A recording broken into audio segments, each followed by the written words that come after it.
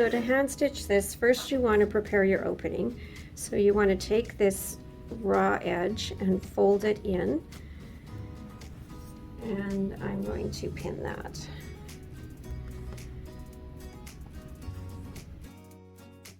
And then you need a piece of thread. I'm using a dark, normally I would match my thread for this because the idea is that it's invisible, but I'm going to use a dark thread so it's easier for you to see what I'm doing.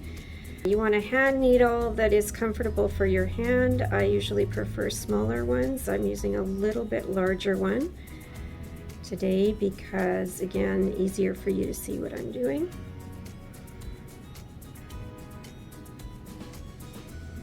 And we're going to use what's called a single thread. A double thread is when you take both ends and knot them together, and I would use double thread for things like a button. But on an opening like this that I want to be invisible, I like single thread. So one thread shorter than the other, and you're going to knot the long end. And to knot this, you wrap the thread around your finger, get your finger damp, roll it and pull, and that will knot your thread. And if you have trouble doing that, you can just do an overhand knot. Sometimes I'll do 2 of them. Now I'm going to take out one of my pins that I put in there. To start, I like to go inside and just come up in one of these folds that I make so that my knot is going to be on the inside. And by the way, with an invisible, oops, sorry, bumped the camera there. With an invisible stitch, even with darker thread, you should actually see very little of my thread when I'm done. So I'm going to do, sometimes this is called a slip stitch, I call it a ladder stitch.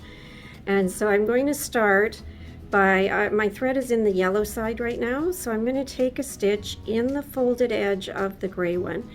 And I'm going to, not a very long stitch, probably 2 or 3 millimeters.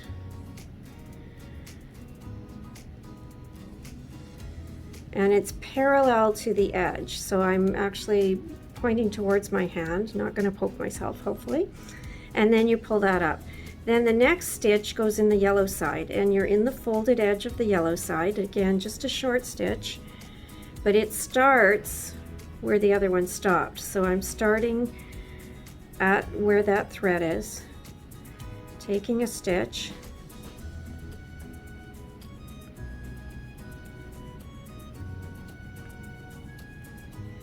and pulling it through. And as you pull, you can see a little bit of the edge of my thread, but not very much of it. And you just work your way along, alternating sides.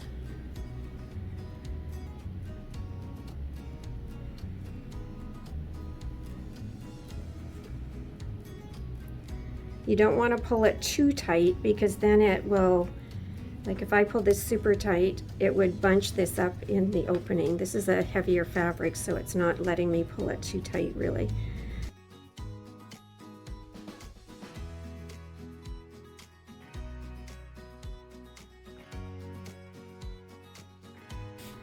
And when you get to the end of the opening, then to knot it, you take a tiny little stitch,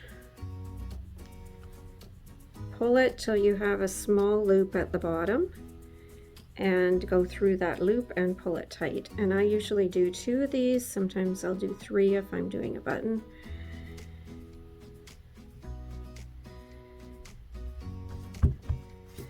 And something I forgot to mention, as you're stitching, if you start ending up, you know, into your second thread there, you just pull up and shorten that thread so that you've always got a single thread when you're stitching.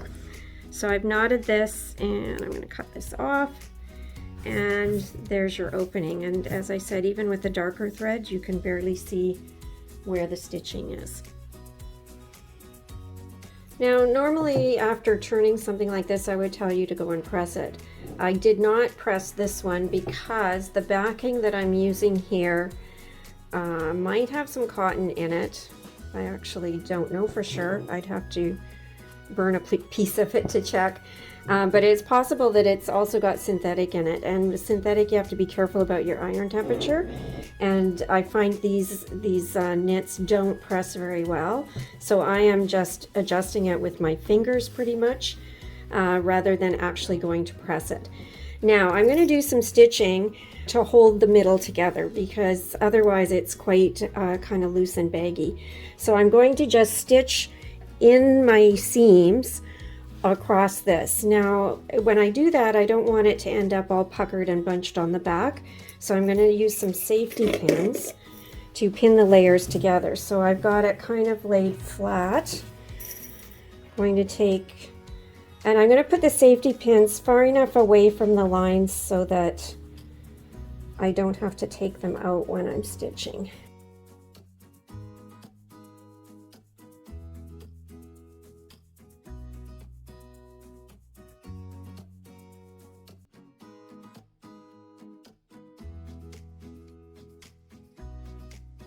And generally with the pinning, you start in the middle and you work your way out, smoothing it as it goes. And now we're ready to stitch. For the quilt stitching, I'm going to change my stitch lengths to 3 because of the thicknesses of the layers that I'm going through. And I'm going to start by sewing the center horizontal line here. I decided to use white thread because it's kind of a neutral. You can go different directions with thread color, and I'm not going to go into all of that right now. But this one is going to be white. So I'm starting in the corner there, or at the edge of the quilt rather, not the corner. And we're going to do a couple stitches and back stitch. And it's not wanting to move very much, so I'm just going to help it a little bit to get started.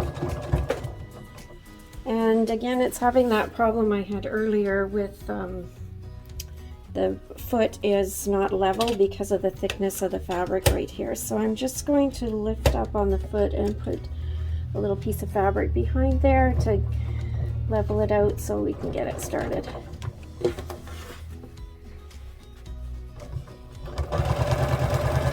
And I'm still using the walking foot, especially important with all of these layers of fabric.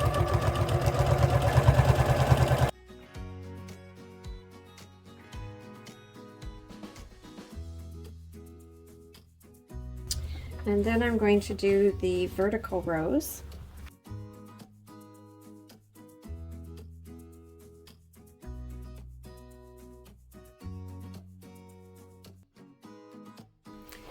And then just to finish off the edges, I'm going to do a row of stitching approximately 1.3 centimeters from the edge of the fabric, half an inch.